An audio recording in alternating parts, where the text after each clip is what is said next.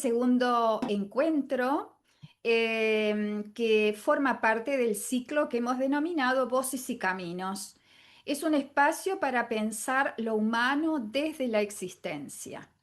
¿Y qué es lo que vamos a abordar hoy?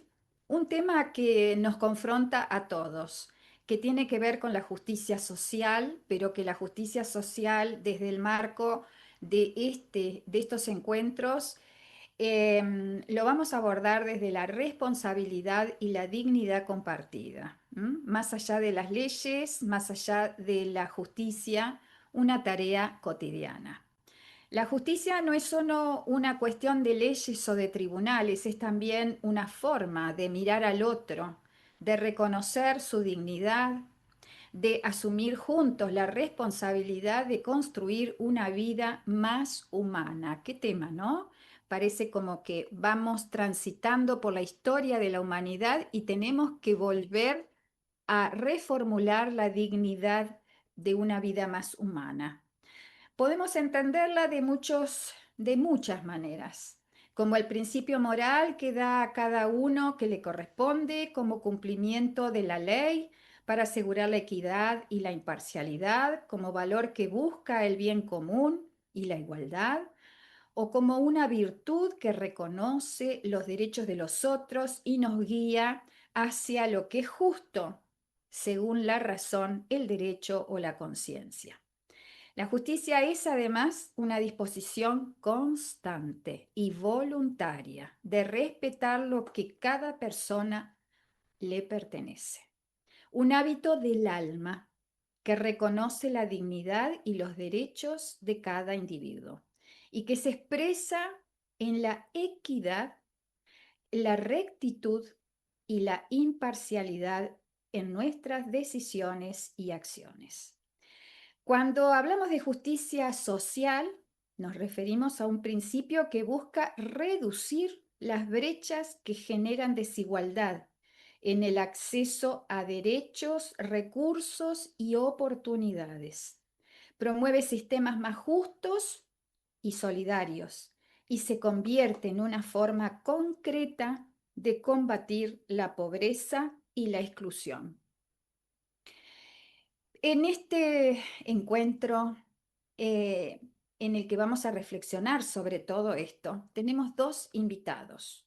Uno de ellos, María Inés Blanco, coach, líder social e integrante de la ONG Comprometidas, con una experiencia muy importante junto a madres en situación de vulnerabilidad, y al doctor Carlos Castrillo, abogado, especialista en propiedad intelectual, profesor titular de la Facultad de Ciencias Jurídicas de la USAL, con una maestría en Filosofía del Derecho, que publicó hace relativamente poco un ensayo, que además fue reconocido internacionalmente, que se denomina El impacto de la inteligencia artificial en la propiedad intelectual, desafío a la luz de la teoría legal y antropología de René Girard. Con ellos vamos a abrir este diálogo para pensar más allá de lo legal como una tarea ética, espiritual y también profundamente cotidiana. Una invitación a descubrir la justicia más que un reclamo al sistema. Es una responsabilidad y un camino compartido. Y en esto encontramos entonces el porqué de este encuentro, porque está en absoluta sintonía sobre las enseñanzas de Viktor Frankl, frente a una situación límite, frente a una situación de crisis, frente a la vida misma que te interpela. Él nos dice cómo la queremos vivir, cómo queremos decidir vivirla, haciéndonos responsables de ella, ¿no? Para poder hacer de esta una vida digna. Con todo esto le voy a pedir a mis invitados, a nuestros invitados, porque este es un espacio de CEPEL Argentina en realidad, a María Inés. ¿Cómo estás, María Inés? Abrí el micrófono, María Inés, que te estás muteada. Bueno, buenas noches, buenas tardes, noches a todos. Muy linda tu presentación, súper cálida como sos vos. Y qué tema, qué ¿Qué tema? profundo, qué profundo. Y traes a todos estos conceptos y el de la logoterapia que es tan profundo y tan cierto. Yo siempre cuento, no soy un animal mitológico, soy grande, pero no tanto. Bueno, Pero estudié psicología y en mi primer año vino Víctor Frankl a la Argentina y mm, hizo una presentación en la universidad, en la UBA, en la de medicina, y tuve la oportunidad de estar ahí con él. Así que para mí la logoterapia, más allá del concepto de todo, era poder ver a ese hombre de todas las batallas vividas, viejito como era, el espíritu y la dignidad para la vida que tenía, para una mirada totalmente sanadora y, y a la vez, bueno, antes de empezar esta conversación estábamos hablando con Carlos de la violencia, ¿no? mm, Que la violencia es necesaria según el momento, eh, no ser violentos, sino que es una condición del ser humano, ¿no? Poder ejercerla según y vos lo veías a él en esos momentos que necesitaba de esa situación de pararse firme y no era violenta la imagen, pero de sacar esa fortaleza que solamente desde un lado del cazador en el medio del bosque para buscar la comida, digamos, ¿no? Por salir un poco de la violencia que estamos acostumbrados nosotros a compartir en el diario vivir en esta Argentina. Así sí. que muy honrada de poder participar de este espacio y a disposición y abierta a lo que pueda sumar a la vida de todos ustedes y todo lo que lo escuchan. Gracias, María Inés. Bueno, le damos la bienvenida entonces a Carlos, al doctor Carlos Castrillo. Carlos, ¿cómo estás? ¿Qué tal, Mariela? Muchas gracias por la invitación y por poder participar aquí. Quizás mi Bien. mirada, bueno, ya lo hemos hablado en otro momento, no es tanto desde Víctor Frankl, más allá que creo que nos alineamos perfectamente, sino Ujú. como bien nombraste, del antropólogo y filósofo René Girard. Pero bueno, me gustaría, a partir de las preguntas disparadoras que propongas, ir introduciéndolo y mostrando cómo caminan por caminos paralelos. En realidad, en este camino de búsqueda personal en el cual he transitado la formación en la logoterapia, pero también en la filosofía existencial, hoy día estoy transitando un posgrado en la Universidad de Belgrano acerca de el eneagrama y la neurociencia. Vos te vas dando cuenta de que en realidad todos los caminos conducen a Roma. Es decir, por distintas vertientes, finalmente, todos vamos buscando lo mismo, tratando de ser mejores personas. Creo que la gran, el gran propósito de esto es mostrar, bueno, por supuesto, a través de una personalidad eh, como la de Víctor Frankl, que no solo es la teoría, sino que es la vivencia. La Eh, vivencia. la vivencia, cómo lo vive, o sea, tiene un background que no es la palabra, porque uno puede teorizar desde todos los lugares posibles, pero haber sobrevivido a todo lo que le tocó vivir, haber pasado por todo eso y que nos deje un marco de enseñanza, creo que es un ejemplo más que importante para que podamos abordar estos temas, ¿no? Porque da la sensación, y sobre todo en esta época del año y en particular en esta época del país, previa a un nuevo ciclo eleccionario, que parece que el país se va cayendo, ¿no? Y como decía Mariano, en la charla anterior, habiendo estado afuera, decía, cuando volví porque la Argentina es un país maravilloso. Entonces, pero tenía la dificultad de los argentinos que vivían mirándose permanentemente, yo diría, el ombligo. Entonces, mostrar que es posible, mostrar que a veces tenemos que cambiar como el chip, ¿no? En esta cosa de hacernos cargo, de crecer, de la responsabilidad, de la dignidad, todas estas cosas básicas de la teoría de Víctor Frankl. Y yo te pido, Eugenio, aunque no lo hayamos acordado, que hagas tu aporte también en cómo estos temas lo podemos tomar desde la logoterapia como un punto de reflexión. Sí, me parece lindísimo todo lo que implica la política y la acción social, que es fundamental, ¿no?, para el desarrollo de los pueblos, y que dice con una sola bandera, dice Frankel, el humanismo, la bandera del humanismo, que todos los pueblos, todas las razas se unan en la bandera del humanismo.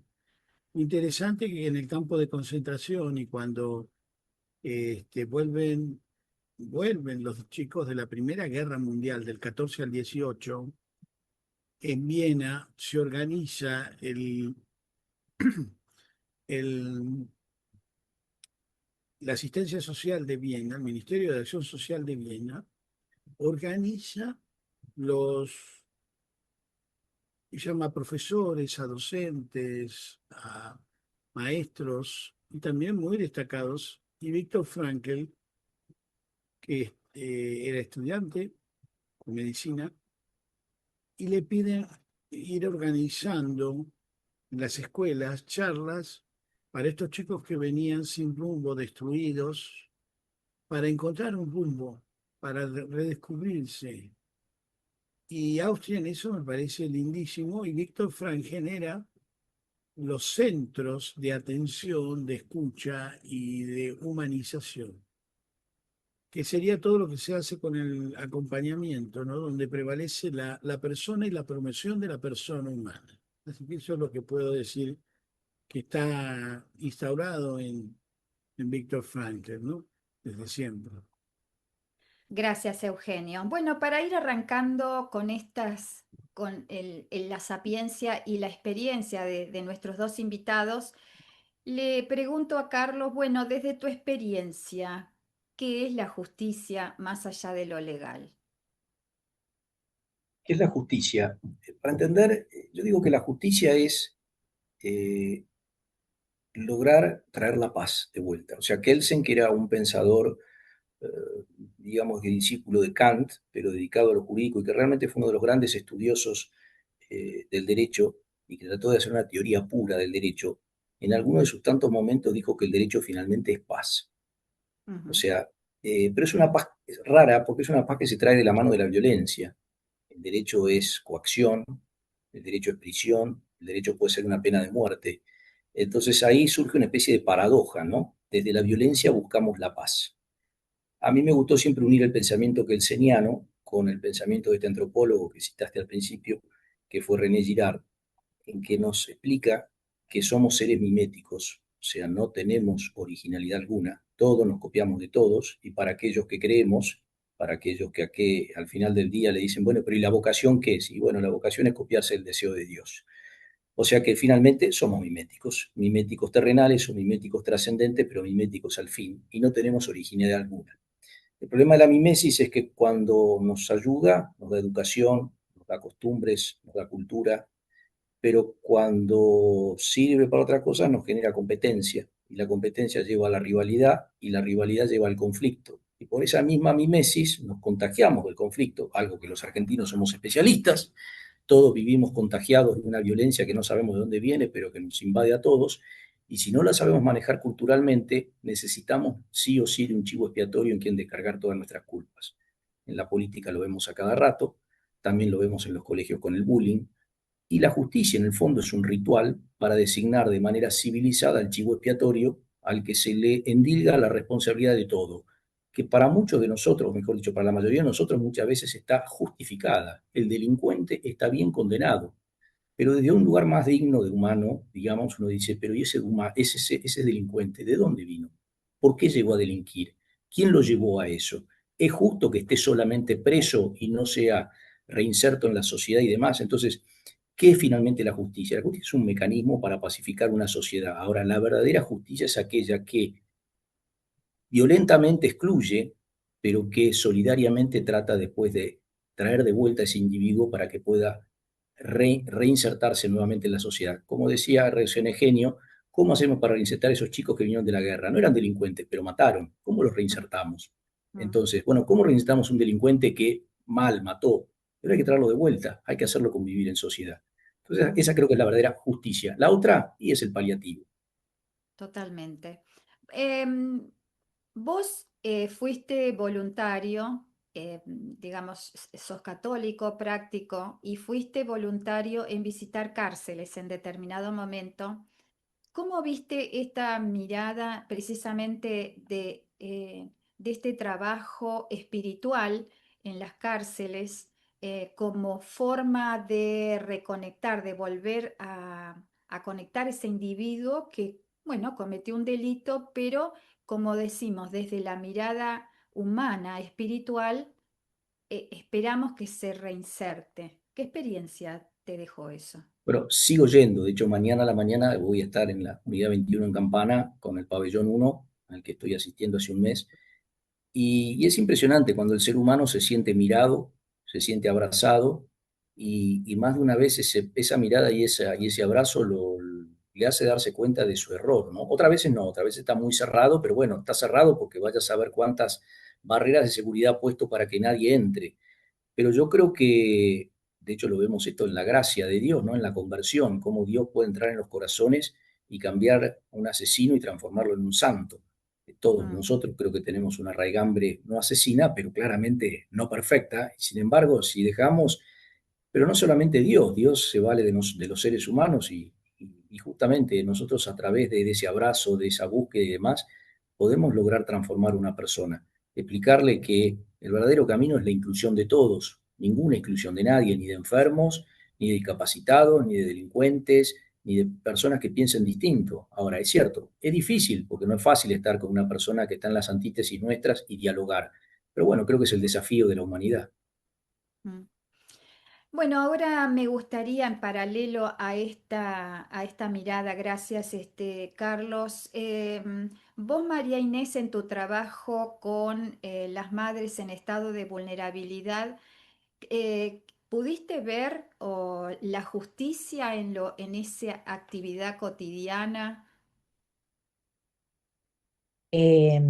Bueno, la justicia, como dijo Carlos, siempre está, ¿no? Manifiesta de un lado, de otro, se llega, porque es parte de la vida. Cuando vos entras en estos ámbitos, lo primero que te acompaña es decir, qué injusticia. O sea, sería el opuesto a lo que vos decís. Primero porque sentís una impotencia de querer ayudar, o ayudar es una palabra que no me gusta, pero acompañar mucho más de lo que capaz estás vos con tiempos o la planificación que tenés para determinados grupos y te queda chico todo. Porque la verdad es que nosotros tenemos un país donde la necesidad es un montón, falta una base de varias generaciones ya, entonces es como que está todo muy enviciado y recién cuando Carlos decía ese abrazo que acompaña y motiva a correrse del lugar, es re importante el acompañamiento, pero después eh, el entorno y la vida cotidiana no sostiene capaz el poco rato que uno puede acercarse nosotros somos todo un equipo, ¿no? No quiero ser autorreferencial, sino que trabajamos, somos varias las que asistimos a estas mujeres. Al igual que Carlos, uno se encuentra con todo tipo de escenario, ¿no? Desde Ujú, la persona que eh, fue cómplice de un delito la noche anterior de venir a tomar una clase.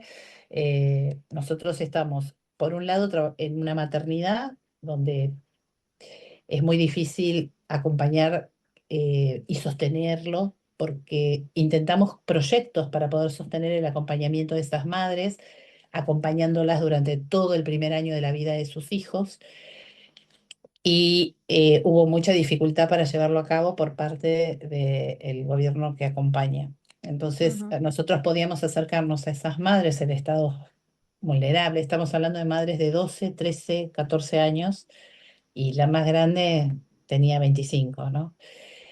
Donde era muy delicado y había que sostener y había que acompañar un proyecto.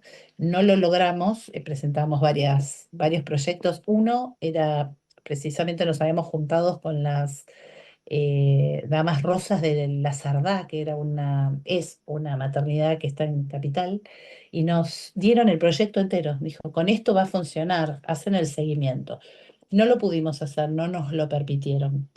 Entonces nuestro trabajo era acompañar, y ahí sí se percibe más injusticia porque están 48 horas internadas, en las cuales algunas venden sus hijos, otras los pierden y otras se van sin saber qué va a ser de su vida. Entonces, ante estos escenarios, la injusticia es lo primero que te nace a pensar, pero de esa injusticia algo, un aporte, digamos, y tenemos, así como digo, con mucha necesidad, muchos espacios en nuestro país. Tenemos un país hiper generoso, porque también recibimos solidaridad de todos lados. Bueno, vos sos parte también, Mariela, a fin de año, nuestra fiesta en la maternidad de la Navidad, donde todo el mundo colabora y esas madres les cambias un poquito la realidad. En ese terreno es el abrazo y el acompañar un rato, pero hay otra área donde trabajamos que son en barrios vulnerables, en un proyecto que se llama ANSPAC, que el proyecto está basado en la mujer de la casa, considerando que formando a esa mujer puede sostener un poco más el resto de la familia, hijos y marido, ¿no?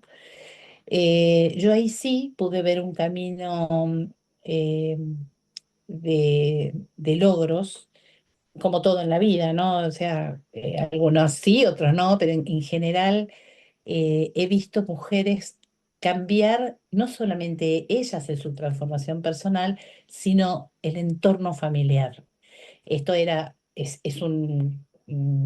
dura 3 años, una formación, le decimos nosotros, para que ellas darles un poco más de autoestima en la asistencia, porque les damos hasta un diploma y les vamos dando como 3 caras, una que está relacionada con toda la parte de autoestima y proyección personal un poquito más empoderada de la que entran, otra que son talleres, y en estos talleres lo que hacemos es generar alguna posibilidad de salida laboral. Entonces se generó áreas de costura, áreas de tejido, algunas eran, contaba ayer a Mariela, habían unas que hacían unas pizzas que eran buenísimas, entonces les fuimos aportando a través de donaciones que nos brindaban los elementos y ellas terminaron teniendo una pequeña empresa que abastecían a los barrios cerrados en las tipo pizza party, no llegaba a ser porque claro, después es cómo se mueven, porque no tienen movilidad. Entonces, hacían las pizzas y parte del equipo de la ONG repartía las pizzas adentro de los barrios. Entonces, cada una de ellas no solamente estaba empoderándose, sino que empezaban a adquirir eh, plata, que era lo que a veces necesitaban en todas las oportunidades que se les presentaban, desde el chico en el colegio a un gusto personal. Y de a poco, desde el abrazo y desde la capacidad de generar el cambio, ellas eh, realmente veías una transformación inmensa. Hay una santería que era uno de los proyectos que trajo una de las mismas alumnas. Estoy hablando de barrios muy carenciados, están acá nomás, ¿no? En Pilar, alrededor de todos nosotros, con botellas vacías de gaseosa o de plásticas, hacían pesebres. Entonces nos pedían telas y vestían las botellas, pero de una belleza inigualable. Y una de las santerías de acá de Pilar, ahora ellas ya le decimos que tienen una pyme. Ese barrio se dedica a hacer pesebres de todo el año para venderlos a fin de año en esa santería. Entonces, bueno, todas estas transformaciones se dio desde una mirada donde, como diría Víctor Franklin, ¿no? Desde la dificultad que se presenta, ¿qué puedo hacer? Y me Exacto. parece que es la mirada bien de la logoterapia, ¿no? No importa Ujú. en el lugar que estás, sino qué vas a hacer con esta realidad que te está rodeando. Y bueno, esta es un poco la justicia de lo que vos hablás, cómo se puede atravesar en este campo de trabajo que tenemos con toda esta ONG y esta asociación civil que es ANSPAC, donde es el tema de los talleres en los barrios. Qué interesante porque precisamente lo cotidiano llevado en acción se transforma en una mirada resiliente de una situación que puede transformarse en una situación de drama Sí, y de caos, ¿no? Pero que bueno, esta forma de acompañar hace que también se resignifiquen todo, se resignifique la madre, se resignifique el hogar, los hijos, el trabajo, etcétera. Carlos, ¿qué lugar ocupa la dignidad humana como fundamento de la justicia? Y es fundamental.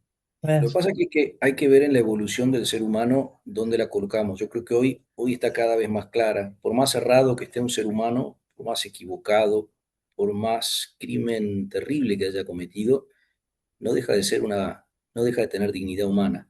Y creo que eso es lo que debe rescatar finalmente el juez, el sistema, ¿no?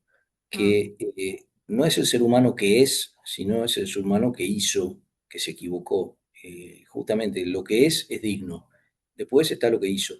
Y lo que hizo es otra cosa. Lo que hizo es algo que hay que modificar. Yo le escuchaba a Inés recién y pensaba, a veces nosotros nos enfrentamos a esta realidad de todos los días, decimos, ¿cómo podemos ser los seres humanos como somos? eh, en la visión antropológica que tiene este autor, Girard, él dice que nosotros venimos de ser animales y que descubrimos en la violencia y justamente en eliminar a uno de la tribu como la manera de calmarnos. Y eso nos trajo una paz y repetimos ese ritual cada vez más simbólico, pero que no deja de ser una repetición en lo que conocemos como chivo expiatorio. Y todo eso le ha dado nombre a la cultura, a las distintas expresiones culturales que tiene el ser humano, pero que tenemos que empezar a tomar conciencia que no es un mecanismo lógico, sí, porque lo lleva, pero que es un mecanismo que si lo empezamos a reconocer, nos empezamos a dar cuenta que el chivo expiatorio no es culpable de nada. La persona esta que vamos a ver y que está alejada de la sociedad porque es pobre, porque quedó embarazada, porque es un delincuente y demás, en el fondo es una persona que hay que ir a buscar y hay que ir a traer de vuelta.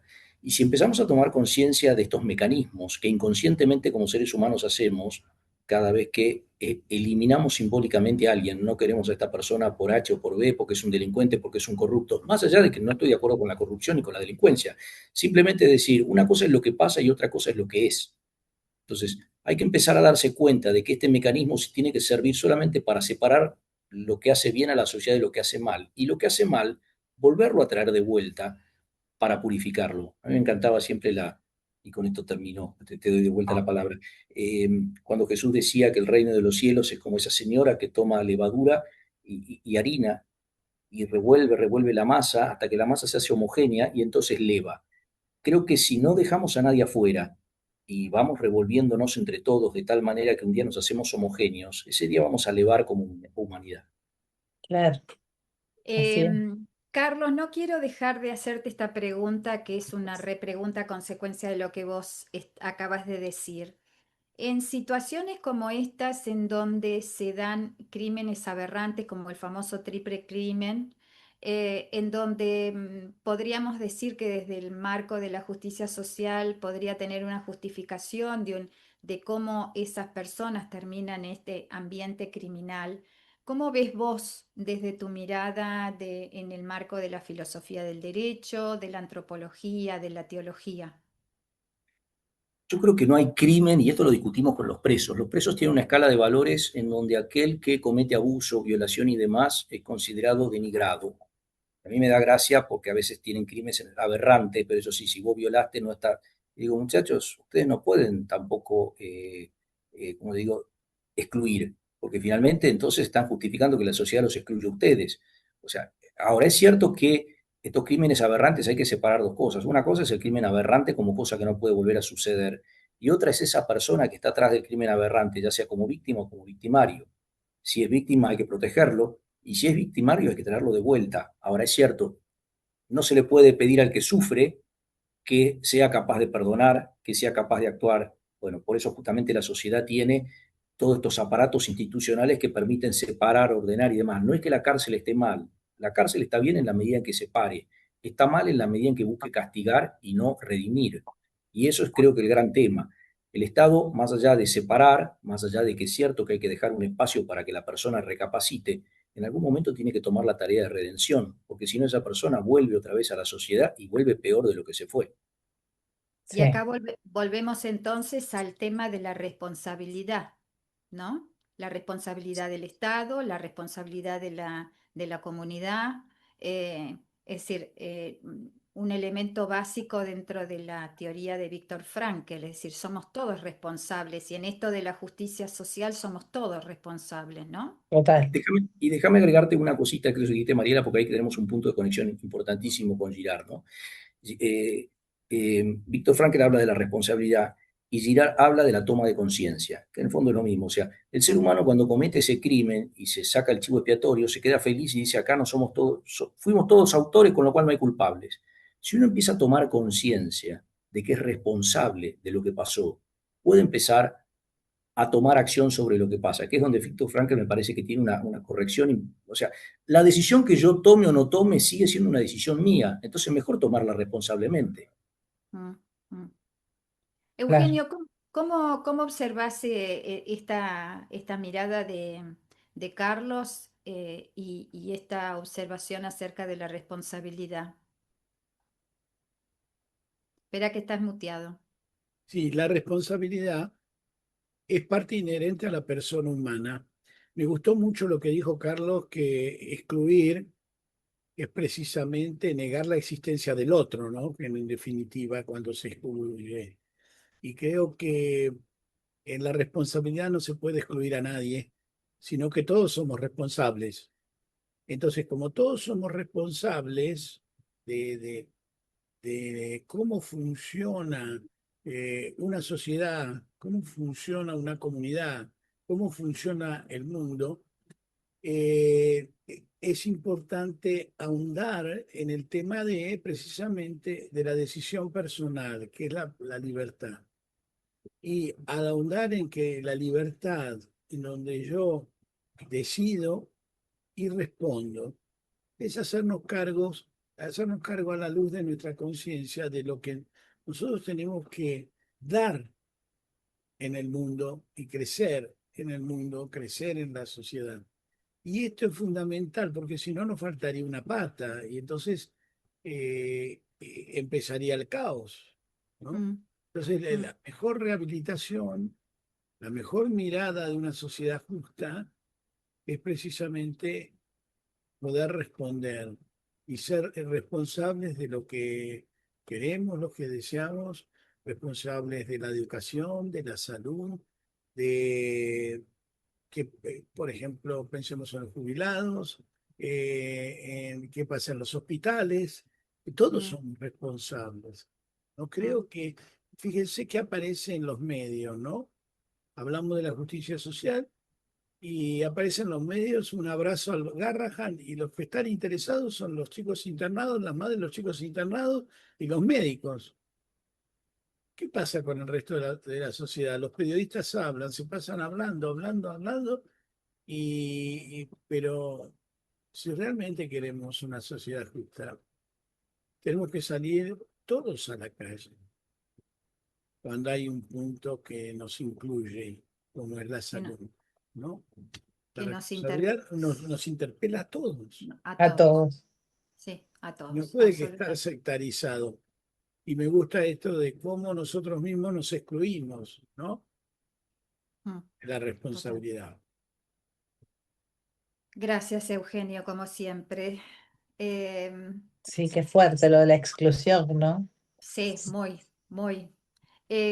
Porque la Nos exclusión nos auto, total nos nos autoexcluimos. auto...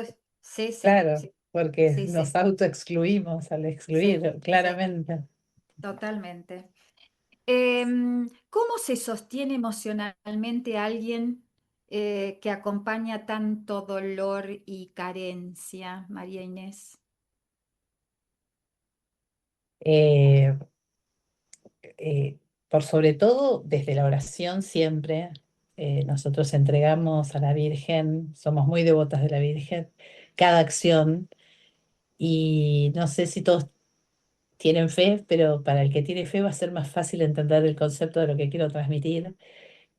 Es como si tuviéramos en cada momento puntual como una guía interna que te lleva a acompañar. No sé si logramos abarcar todo lo que miradas que me vine a mi casa pensando mucho y muy profundo, llegamos, pero lo intentamos, porque somos humanos. En realidad, el dolor es el mismo para todos. Lo que pasa es que en estas situaciones tan extremas están en carne viva y no tienen recursos para poder, ellas, una vez que nos retiramos, para poder seguir sosteniendo un poco de, eh, a ver, de contención, por decirlo de algún modo. Mm, No te puedo decir en palabras porque pertenece al mundo del espíritu. mm, Ese momento es como muy sagrado y de nuestra parte ponemos todo. Y creo que el resto lo hace la Virgen. mm, Acompañar en ese momento, eh, cuando Carlos decía, uno va y se encuentra con casos puntuales, extremos, donde decís, bueno, pero tal cual, me encantó lo que dijiste, esa persona, ese hecho fue ese momento. Fuera de ese momento, esa persona merece todo y ser mm, reconocida, aceptada, incluida. mm, Y puntualmente en la maternidad es donde nos encontramos con desafíos más grandes, porque hay muchas pérdidas, donde desde que se legalizó en el sistema el aborto también es un camino muy duro para quienes acompañamos. La Asociación San Juan, que es otro grupo de gente acá, también reza el rosario para que determinadas acciones no continúen su... Y esos son los lugares donde sentimos que no llegamos, mm, cuando son acompañadas en decisiones, como un aborto, sentimos, de todo corazón que no llegamos al punto donde queremos. mm, Y el resto es acompañar desde el amor y desde mm, la entrega. ujú, mm. Gracias, María Inés. No, a ustedes. Em, Hablábamos recién, Carlos, acerca de la justicia y la justicia humana, y yo te pregunto, ¿cómo se relaciona esa justicia humana y la idea de justicia trascendente? Ya medio lo fuiste dejando en claro, pero me gustaría si tenés algún ejemplo o alguna situación concreta que nos puedas iluminar. A mí me gustaría decirlo, a ver, primero entender qué quiero decir con esto de justicia humana y justicia trascendente, porque es casi binario el tema. La justicia humana es la que siempre busca culpar al otro. Siempre la culpa la tiene el otro. Y empezamos con una justicia demasiado cruenta, donde la culpa del otro se transforma en la pena de muerte del otro, a una justicia simbólica, donde la culpa del otro se transforma en una exclusión. Que puede ser temporal, puede ser que pierda la casa o lo que fuere. Mientras que la verdadera justicia es cuando el ser humano comprende, como dijo bien Eugenio, todos somos responsables, a mí me toca parte de eso.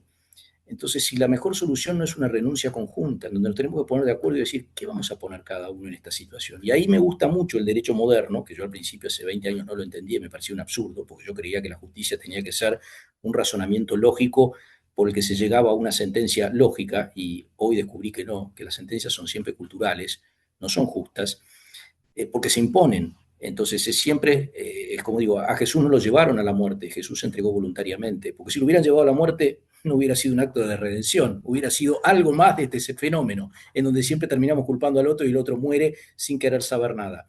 Jesús nos entregó a la muerte para mostrarnos lo que es la renuncia, hasta dónde se puede renunciar, hasta la misma vida. eh, la justicia en la mediación es donde dos personas con un mediador de por medio tratan de ver si pueden solucionar su conflicto con renuncias mutuas. No es el uno contra el otro, no es el uno extorsionando al otro, es tratémonos de ponernos de acuerdo y a ver si podemos salir con un abrazo acá, los dos de por medio, donde ninguno se llevó al mejor negocio, pero nos pusimos de acuerdo y podemos construir algo nuevo. Eso creo que es un ejemplo de justicia, ¿no? Cuando Mm, encontramos el acto, bueno, la mediación es un caso, la justicia restaurativa es otro, cuando alguien va a la cárcel, pero en la cárcel hay todo un sistema para traerlo de vuelta.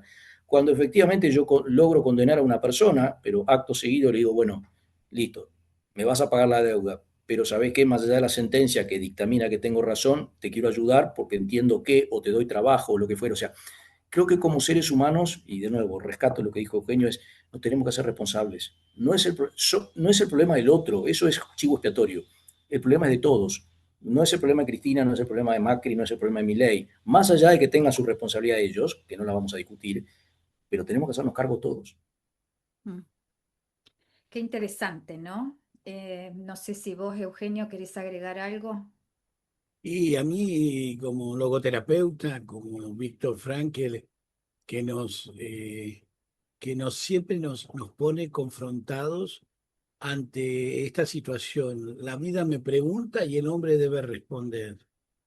Entonces, como el hombre está confrontado con los acontecimientos, los hechos, hablamos de la historia, hablamos de los hechos particulares, individuales, universales, siempre somos confrontados.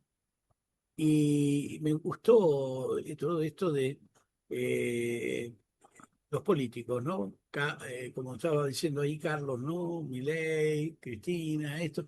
Pero nosotros somos responsables que existan ellos gobernando. Entonces, yo digo, cuando se queja, no, esto, pero el voto es libre, responsable, democrático, y después nos quejamos. ¿Qué pasa? Porque no pensamos antes, porque no eh, vemos sus posibilidades, sus pros y sus contras, y si se equivoca, porque nadie puede dejar de equivocarse, también decir, dentro del porcentaje de la equivocación o de los errores, bueno, ¿qué es lo que puedo también tolerar como equivocación humana y qué es lo que no? Porque si no queremos a alguien que sea infalible. Mm, Claro. Y me parece que nos ponemos en un lugar tan soberbio, sino que en la sociedad la hacemos entre todos, somos responsables de todos, todos somos responsables de los políticos que ponemos en el poder. Y bueno, estará el voto para decir responsablemente, no, ahora no, no, esto no fue conmigo o me decepcionaste y veremos qué hacemos. Pero esto de echar la culpa y poner la culpa, la responsabilidad y la culpa fuera, ¿no? mm, Esto total. es muy, inclusive de una sociedad que tiene un estilo de manipulación y psicopática, porque entonces la culpa está fuera, los otros son los que hacen daño y yo soy la víctima, y entonces nunca yo me hago responsable. Nosotros somos responsables de nuestra sociedad. Y esto me parece que ustedes que están llevando esta reflexión, me parece que es muy importante que lo tengamos, ¿no? ¿Qué les parece? Mm. No sé si María Inés o Carlos quiere agregar algo más acerca de lo que dice Eugenio. Mira, yo en la facultad, a alumnos de primer año, trato de incentivarlos a que se hagan responsables de que como abogados tienen que tomar un partido para pacificar a la sociedad. Y que pacificar a la sociedad no es necesariamente aplicar el derecho o ganar juicios. Pacificar a la sociedad a veces significa una creatividad enorme, porque significa convencer al cliente de que no ir por ese camino y por otro, tomar renuncias, aceptar cosas, ellos como abogados mismos. O sea, no nos podemos evadir la responsabilidad nunca. Y si se equivocó todo el mundo y está gobernando el que yo no quiero, bueno, tampoco me puedo sacar la responsabilidad. ¿Qué responsabilidad tengo? Y seguir peleando en un ambiente hostil, en un entorno que, no, como le digo yo a los presos, muchachos, el reino de los cielos está en la cárcel. Si ustedes logran ser felices en la cárcel, ganaron el reino de los cielos. Ahora, si esperan que van a tener que salir a la calle para ser felices, y es que todavía hay cosas que tenemos. Obviamente es un proceso y nadie pretende que puedan ser felices en la cárcel de una, pero en el fondo tendríamos que poder adaptarnos a cualquier posibilidad, porque la entrega tiene que ser en todo lugar y en todo momento. Es muy complejo, no es fácil. Y yo no digo que yo haya logrado eso, pero es hacia donde uno tiene que ir. Entonces, cuando las cosas se ponen feas, me gusta mucho navegar, cuando viene la tormenta, y bueno, hay que hacerle frente, no hay que llorar porque viene la tormenta, hay que hacerse responsables, hay que ser buenos marinos. Mm, totalmente. Poner el cuerpo y acá estamos con lo que tenemos, con lo que podemos, ¿no? Pero estamos acá. María Inés, ¿qué gestos pequeños de justicia descubriste en esas comunidades a las que acompañas?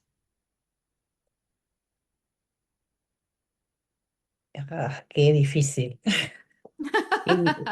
Y, y sí, porque está colmado de hechos de justicia en cada momento, te diría, en cada entrega. Eh,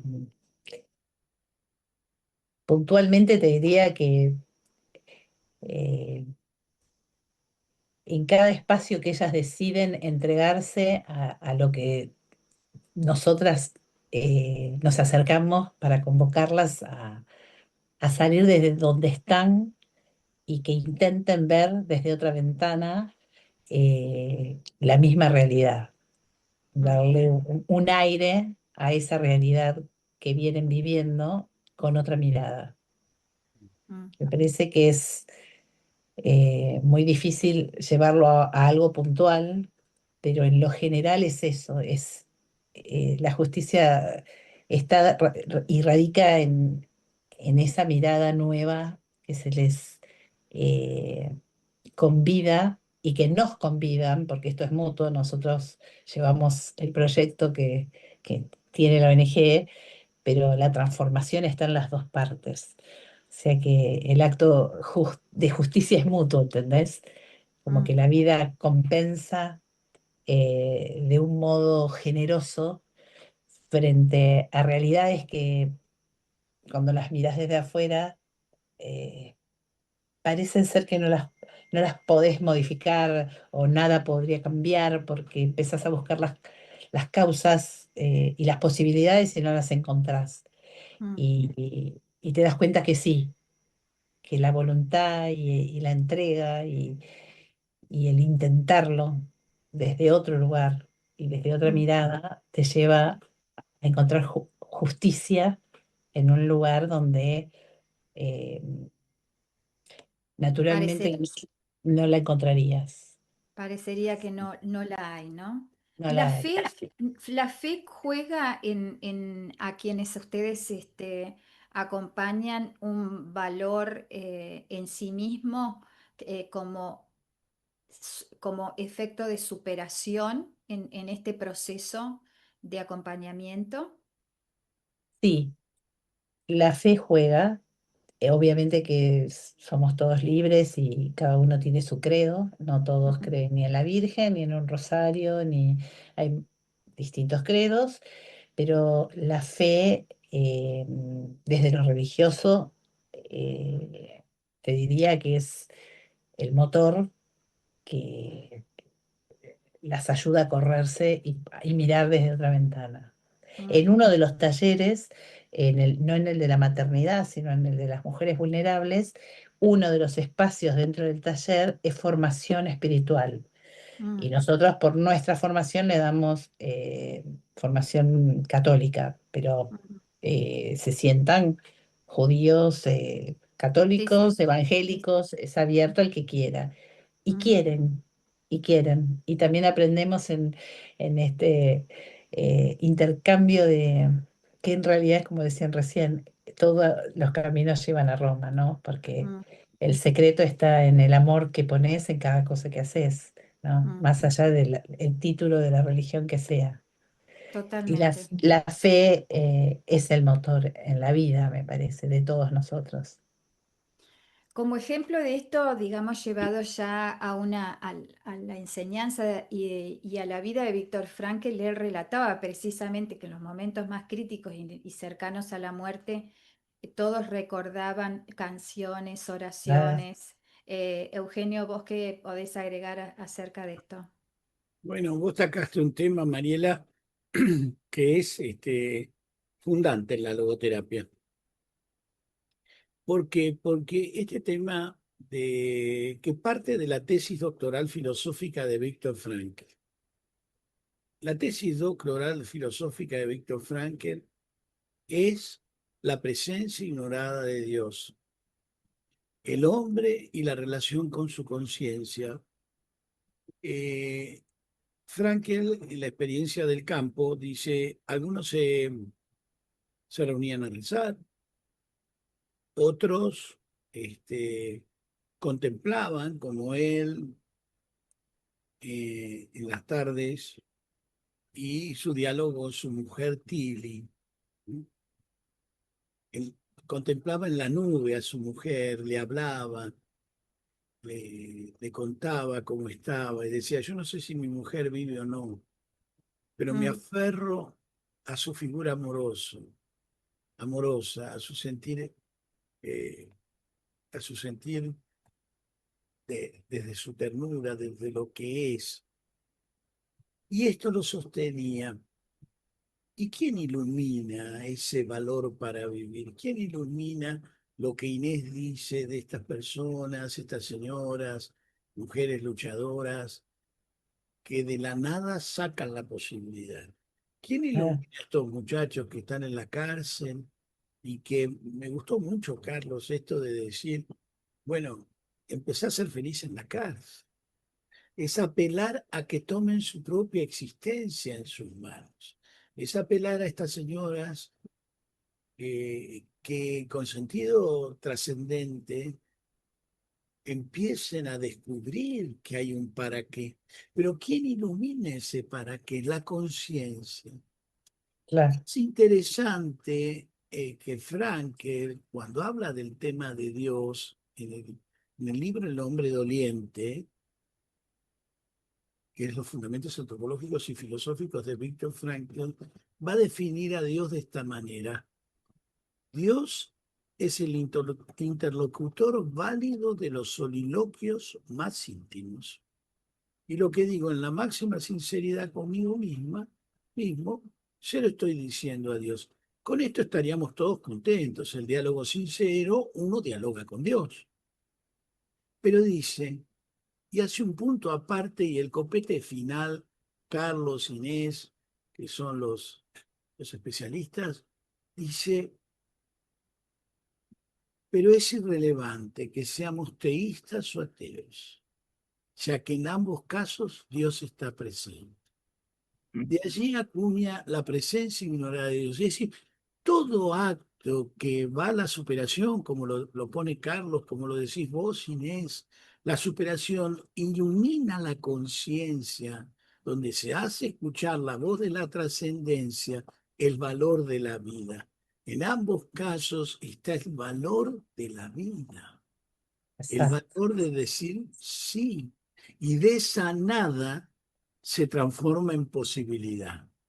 Entonces, y por eso acuñar esto de la presencia ignorada de Dios, si sos un hombre honesto, si buscas la vida y no la muerte, Dios está en tu vida y no te diste cuenta. A mí me gusta decir que si efectivamente uno asume esa tesis, ¿no? Que por otro lado es la que resulta de alguna forma lógica, porque si yo tengo un instinto que no puedo doblegar, soy un perro, si yo no tengo nada, soy una piedra, pero si yo soy el deseo del otro, tengo algo por el que me muevo, pero que necesariamente está en el otro. Ahora, si efectivamente todos somos el deseo del otro, regresivamente no podemos llegar hasta el infinito. Alguien tiene que tener un deseo original. Y ese ser que ah, tiene un deseo original es el que nos trasciende y es el que nos contagia de su deseo. Y ahora uno dice, ¿y por qué está el mal? Y bueno, porque justamente te quiso dar libertad.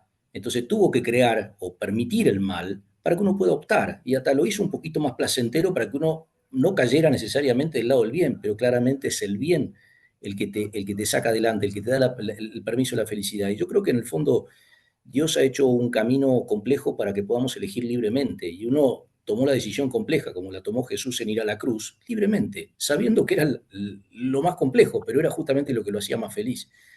Y la fe creo que es eso, ¿no? Es saber elegir ese, porque finalmente el deseo es fe. Cuando yo deseo algo, porque creo que me va a satisfacer.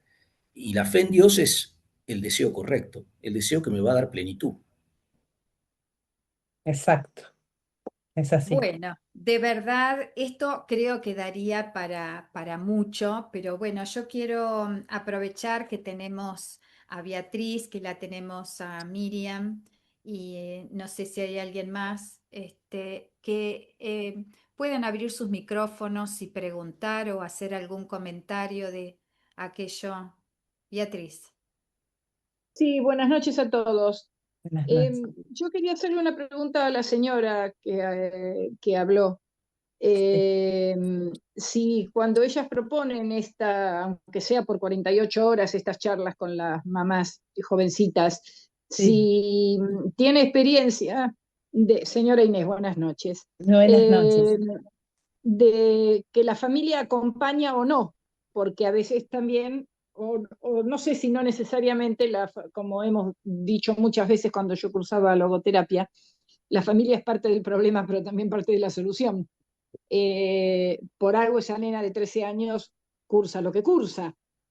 Y cuando ustedes trabajan estas 48 horas, por ejemplo, la familia ve un cambio, acompaña, no, no sé. Cuando dije 48 horas era como para entender el No, corto sí, sí, tiempo que lo entiendo, hacíamos, entiendo. porque las chicas Tu estas están, experiencia va. claro, están 48 horas internadas porque A generalmente eso van voy. a parir y se van. El rato Claro, que nosotros la vemos no son 48 horas, es bueno, una tarde. Es muy difícil saber cómo y quiénes son los que la acompañan porque en las internaciones están solas. Nosotros ah, nos acercamos a esas chicas. Por eso nuestra motivación estaba en presentar un proyecto en donde se hiciera un seguimiento dado el alta se llamaba el primer año de vida. Entonces uno ya ahí iba ingresando a esas familias, a las casas, acudiendo a las necesidades básicas de ese bebito. Nosotros, como para que lo fuera tomado un poco más en cuenta, hablábamos de los bebés prematuros, que no podían salir de ahí e ir a cualquier lugar. Entonces, haciendo un acompañamiento con donaciones, ese bebé iba a tener otra calidad de vida, iba a poder superar las instancias propias de un prematuro.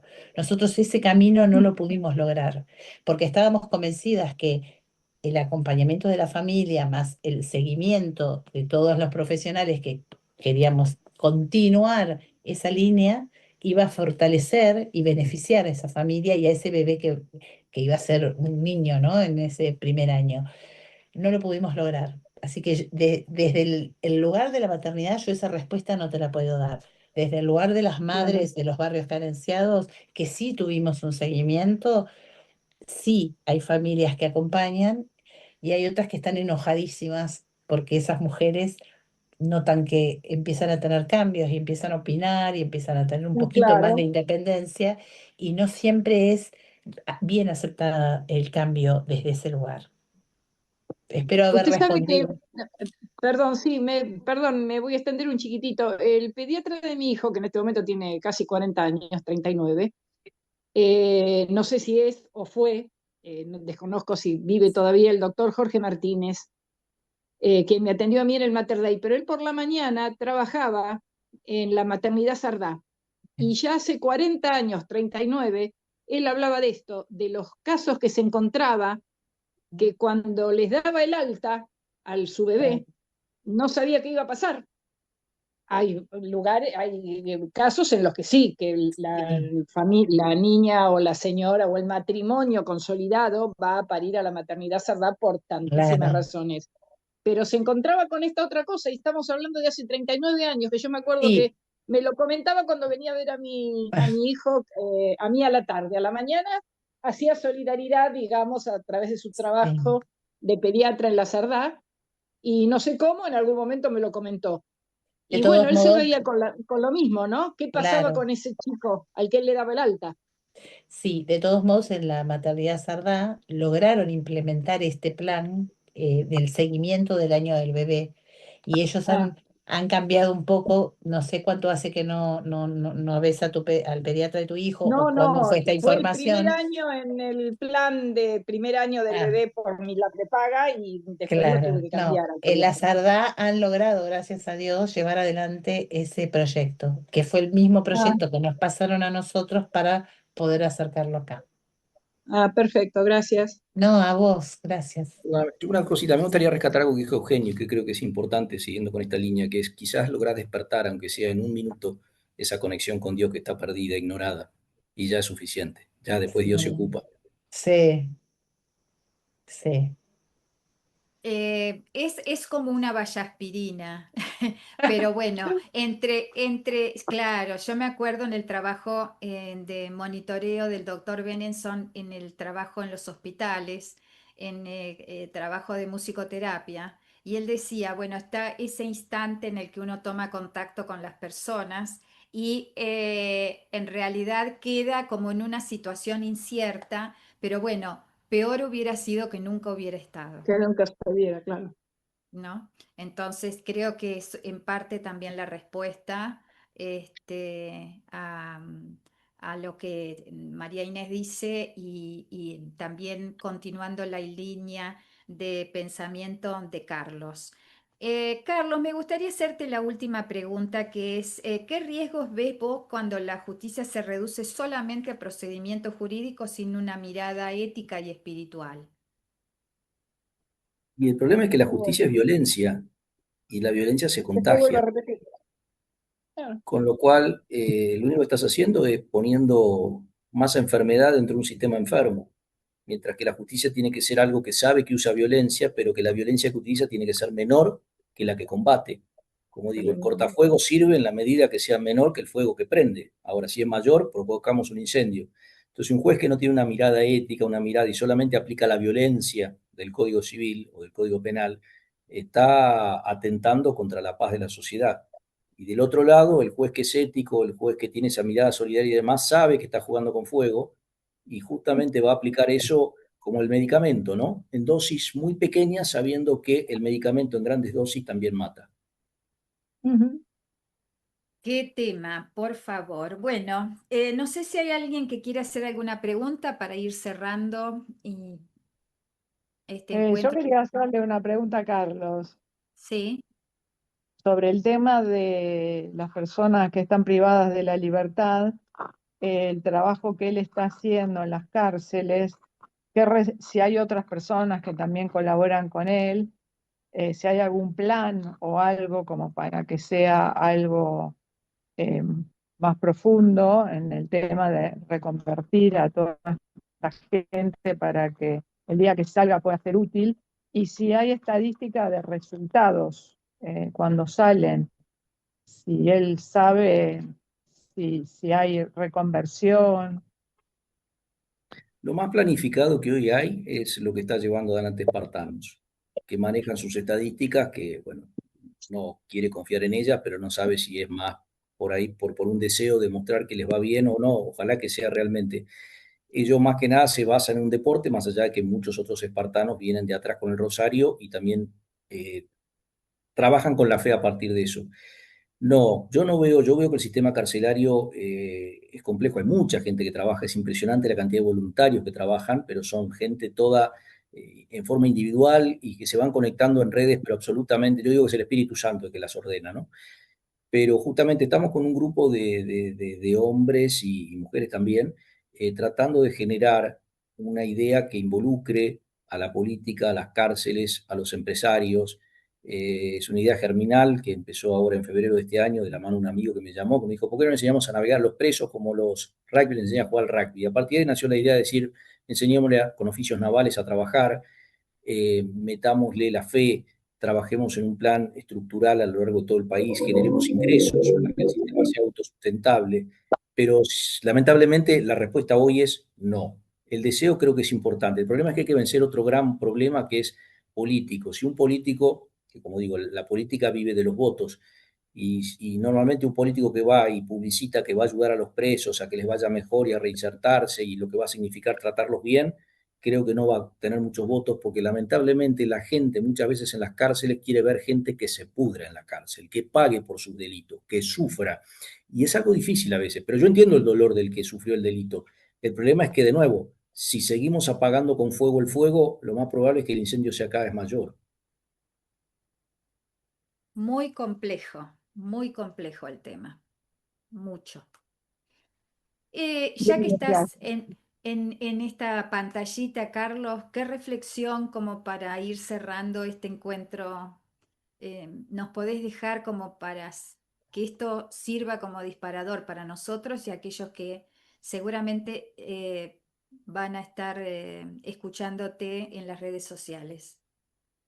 A mí me gusta cuando hablo decir que lo más importante es que empecemos a tomar conciencia. En palabras de Frankel es empezar a ser responsables, en palabras de Girard sería justamente empezar a saber cómo actuamos y por qué actuamos.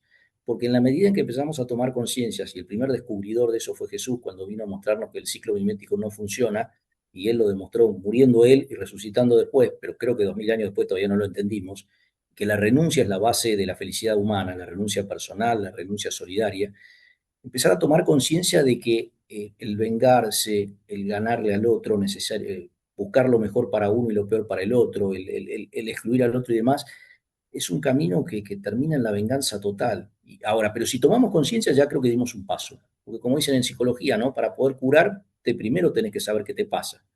Entonces creo que lo importante es esto, difusión, pensar, que todos aportemos nuestro pensamiento, porque yo creo que no hay perspectivas equivocadas, simplemente hay que limarlas para que todas puedan encastrar, porque si no estamos excluyendo el pensamiento. Esa es una idea muy interesante de un seguidor de Girard que dijo, la filosofía debería dejar de pelearse por quién tiene razón, porque si no estamos excluyendo a alguno. Todos tenemos razón desde alguna perspectiva. La pregunta es, ¿cómo lo ve Frankel para que Girard y Platón y Aristóteles todos puedan ser unidos en una sola verdad? Bueno, creo que eso es lo que tenemos que aprender a mirar, porque todos en el fondo algo de razón tenemos. Gracias, Carlos. María Inés. Bueno, yo agradecerles a todos porque la verdad que salgo súper enriquecida de todos estos inmensos corazones con los que convocaste hoy este encuentro. Carlos, realmente voy a volver a ver el video y anotar porque diste cátedra de el camino solidario y de una mirada puesta en eso de la inclusión y de no excluir, que fue algo que fue marcando todo el tiempo, ¿no? El ritmo de la conversación que estamos llevando adelante. Eh, bueno, agradecida y por sobre todo honrando a cada uno de ustedes por estos inmensos aportes para esta justicia que tanto queremos que conviva en nuestra vida y en nuestra sociedad. Gracias, María Inés. Eugenio, no sé si querés decir algo antes de terminar esta charla y si no, este, estás muteado. Quiero traer del diccionario de logoterapia de Guberman y Peresotto algo que me gusta muchísimo y que realmente va con esto. ¿Qué concepto tiene Frankel de la paz? ¿No? Y hoy que estamos viviendo esto a nivel Mundial. internacional, Mundial. mundial, muy fuerte, muy movidos, en analogía con la voluntad de sentido del hombre en forma individual, la paz constituiría la voluntad de sentido en forma comunitaria.